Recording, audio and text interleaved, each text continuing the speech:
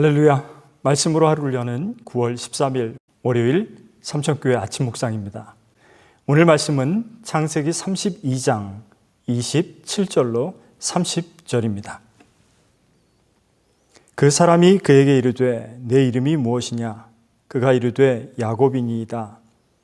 그가 이르되 내 이름을 다시는 야곱이라 부를 것이 아니요 이스라엘이라 부를 것이니 이는 내가 하나님과 및 사람들과 겨루어 이겼음이니라. 야곱이 청하여 이르되 당신의 이름을 알려주소서. 그 사람이 이르되 어찌하여 내 이름을 묻느냐 하고 거기서 야곱에게 축복한지라.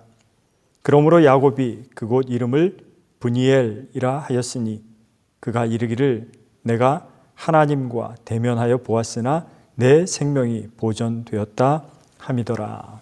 아멘. 여러분은 야곱이 아버지 이삭과 형 에서를 속이고 장자의 축복을 가로챈 뒤에 외삼촌 라반의 집으로 도망친 사실을 아실 것입니다. 그곳 하란 땅에서 우여곡절을 겪으며 20년을 지냅니다. 외삼촌의 품꾼으로 지내면서도 그는 번창하였고 두 아내와 아들들과 많은 재산도 얻었습니다.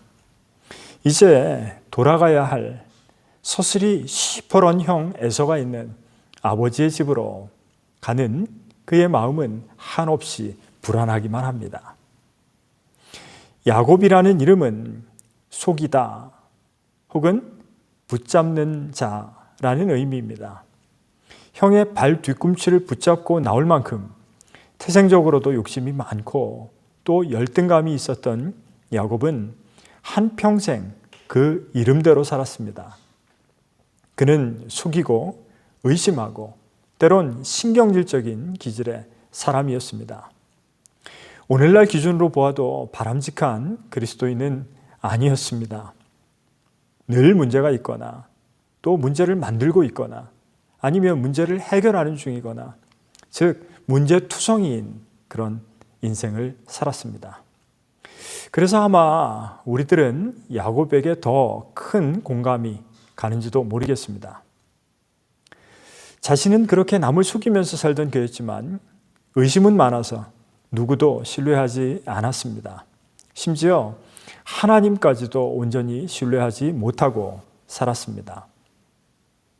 오늘 앞선 본문에 보면 형에게 용서를 빌러 가는 그 와중에도 자기 재산인 양과 소와 낙타를 두 떼로 나누고 에서가 한 떼를 공격하면 나머지 한 떼는 도망해야지 그런 계획을 짭니다.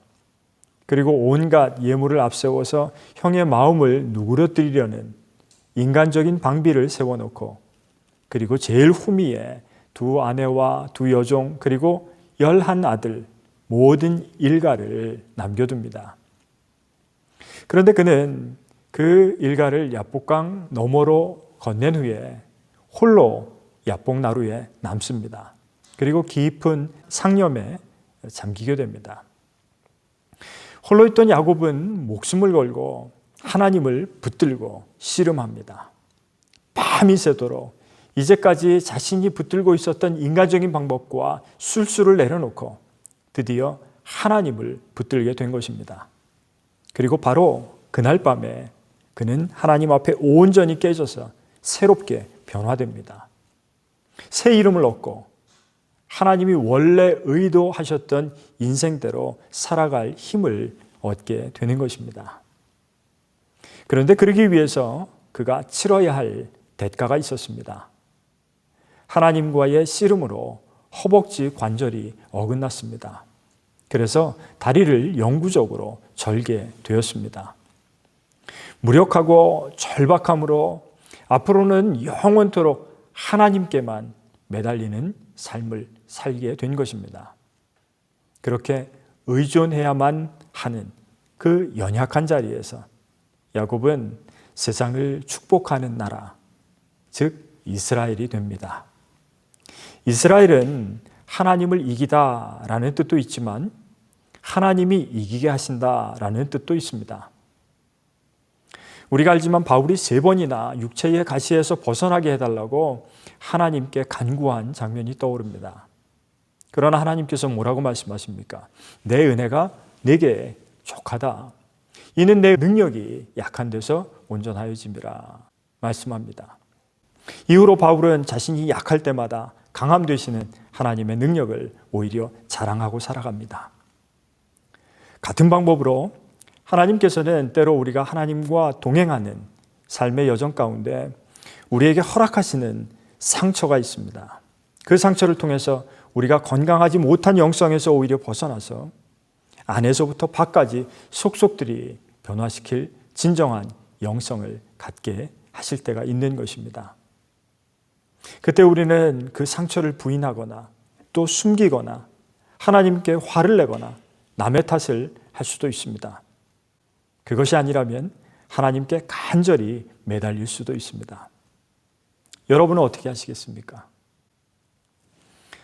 오늘 이 말씀을 통해서 비록 야곱처럼 한 생애를 속고 속이는 인생 가운데 살았을지라도 하나님을 온전히 붙들고 간구할 때 하나님의 계획을 우리를 통해 열어가시는 브니엘 하나님의 얼굴을 우리는 보게 됩니다.